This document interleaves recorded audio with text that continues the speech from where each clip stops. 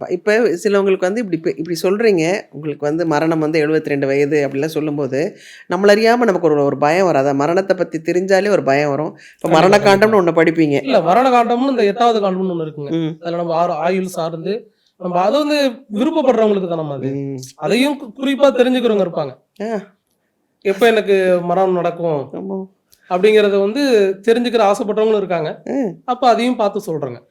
But அதுக்கு அவங்க தைரியமா இருக்கணும் இல்லையா? இந்த தன்ன இல்ல அந்த தைரியம் உள்ளவங்க தான் அத கேட்கறாங்க. இப்ப எல்லாரும் அத கேட்கற சில பேர் வந்து அத கொஞ்சம் பெருசா எங்கள்ட்ட சொல்ல வேணாம்னு சொல்லுவாங்க. ம்ஹ்ம். ரொம்ப அத அழுத்தி சொல்ல வேணாம் சாமி. அப்புறம் எங்களுக்கு ஆ. மனசுக்குள்ள அதுவே ஒரு இதா இருக்கும் அப்டின்ட்டு. ஆமா. அது எப்படின்னா, அந்த மருந்து சாப்பிடும்போது குரங்கா நினைக்காதன்னுவாங்க. ஆமா. அந்த மாரி ஆனா சாப்பிடும்போதெல்லாம் அது நெனப்பு நெனப்பு தோணும். அந்த வந்துரும். மாரி இந்த காண்டத்த படிச்சதுனால நமக்கு ஒரு ரொம்ப டிஸ்டர்ப் ஆயிடும்ல ஆமா. லைஃப். இப்ப அது வந்து தேவைப்படுறவங்களுக்கு தான நம்ம அந்த காண்டத்த படிச்சு சொல்ல போறோம். ம். இல்லாட்டி நீங்களே சொல்லிடுவாங்களா? வேண்டாம் அந்த மரண காண்டம் படிக்க வேண்டான்ருவீங்களா? ஆமா. அதாவது அவங்க கேட்டா தானே இப்ப நமக்கு இந்த 14 காண்டம் இருக்குன்னா, நம்ம ஒரே நேரத்துல நம்ம தெரிஞ்சுக்க போறதில்ல. அ, நம்ம முதல்ல பொது காண்டம் படிக்க போறோம். அ. அதுக்கப்புறம் எந்தெந்த டயத்துல நமக்கு இப்போ ஒரு ஒரு பிரச்சனைகள் ஏதாவது நமக்கு படிப்பு சார்ந்த ஏதாவது பிரச்சனை இருக்கு. நம்ம அந்த படிப்பு தொடரலாமா? அந்த படிப்பு படிக்கிறது நமக்கு அமைப்பு இருக்கா? இல்லையா? ம், அப்படிங்கிறத அந்த 2வது காண்டம் நம்ம பார்த்தோம்னா, நம்ம அதுல தெரிஞ்சுக்கலாம். ம். ஓ! ஆமாங்க. அதுல படிப்பு, ஆமா, கல்யாணம் எல்லாம் ஆமா. வந்துரும். அது 2வது காண்டத்துல படிப்ப பத்தி வரும். ஓ!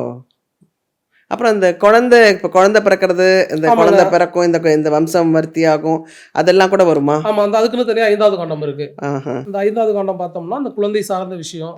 ம், நாள் தள்ளி போகுதுன்னா, ஏன் நாள் தள்ளி போகுது? அது எப்ப அந்த குழந்தை பிறக்கும்? அது ம். ஆண் குழந்தையா? பெண் குழந்தையா? ஓ! அந்த குழந்தையினுடைய எதிர்காலம் எப்படி இருக்கும்?